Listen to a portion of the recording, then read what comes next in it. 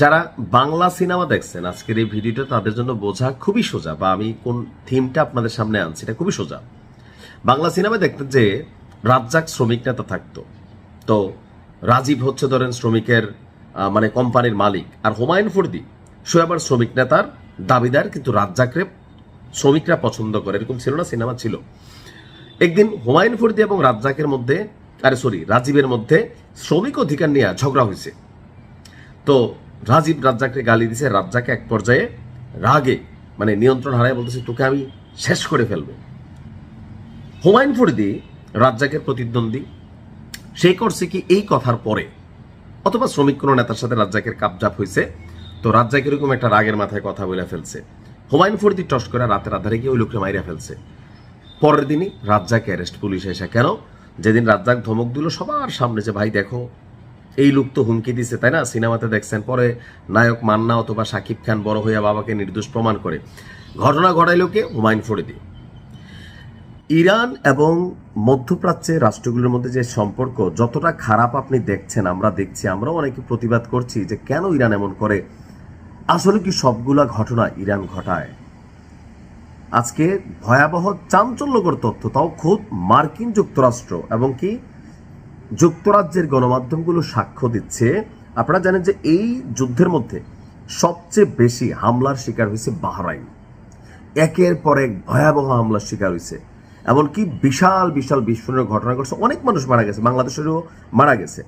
এখন চাঞ্চল্যকর এক তথ্য প্রতিবেদন সামনে নিয়ে আসছে রয়টার্সের অনুসন্ধান বলছে যে বাহরাইনে গেল কয়েকদিন আগে যে বিশাল একটা বিস্ফোরণের ঘটনা ঘটলো, বেশ কয়েকজন মানুষ নিহত হইল, বাহরাইন সরকার ক্ষতিগ্রস্ত হইল, যেখানে আমরা দেখলাম যে ইরান ঘটাইছে, কিন্তু ঘটনাটা ঘটাইছে মার্কিন যুক্তরাষ্ট্র।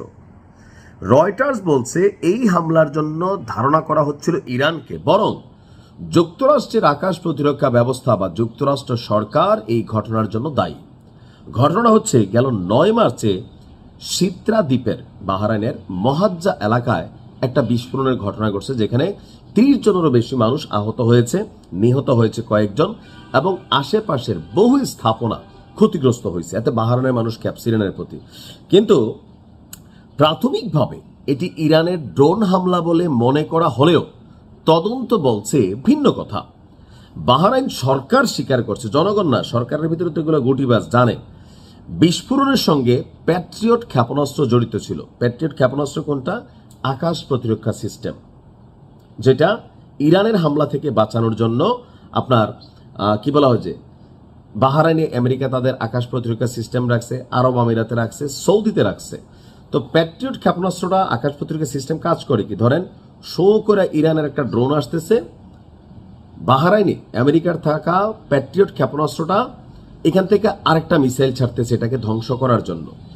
ধ্বংস করার বিপরীতে এটা করছে কি, উল্টা বাহরাইনের ভূমিতে আপনার পয়রা বসছে।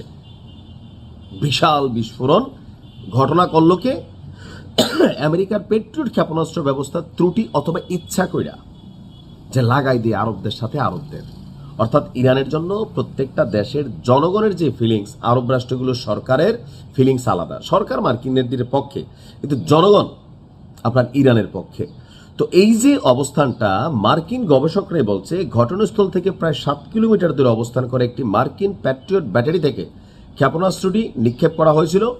ওপেন সোর্স ভিডিও এবং স্যাটেলাইট চিত্রের বিশ্লেষণে বলছে যে ক্ষেপণাস্ত্রটি সম্ভবত আকাশেই বিস্ফোরিত হয়েছে। নিচু দিয়ে উড়ে আসা একটি ড্রোনকে লক্ষ্য করে ক্ষেপণাস্ত্রটি যখন ছোড়া হয় মাঝপথেই বিস্ফোরিত হয়, ব্যাপক ক্ষয়ক্ষতি হয়, আর দায়ভার চাপিয়ে দেওয়া হয় ইরানের জন্য। আর এতে আরব বিশ্ব খেপে গেল, ইরানের বিপরীতে জনগণের মধ্যে একটা ন্যারেটিভ তৈরি হলো। কিন্তু দিন শেষে দেখা গেল কি, সৌদিতেও যে তেলের আরামকো কোম্পানিতে ঘটনা ঘটানো হলো, সেখানেও ঘটনা ঘটালো কে? ইসরায়েল। দায় দেওয়া হলো কার উপরে? ইরানের উপরে। অর্থাৎ আরবদের সাথে আরবদেরকে একটা বড়ানি। এখন এটা প্রকৃতপক্ষে এই যে তদন্তের মাধ্যমে সঠিক তথ্যটা আমরা জানলাম, তাদের দেশের গণমাধ্যম এটা হচ্ছে সত্য এবং মিথ্যার ফয়সালা, এটা আল্লাহর তরফ থেকে আসছে। যেটা সত্য এটা মানুষ জানতে পারছে একটু লেটে। এটা ইরান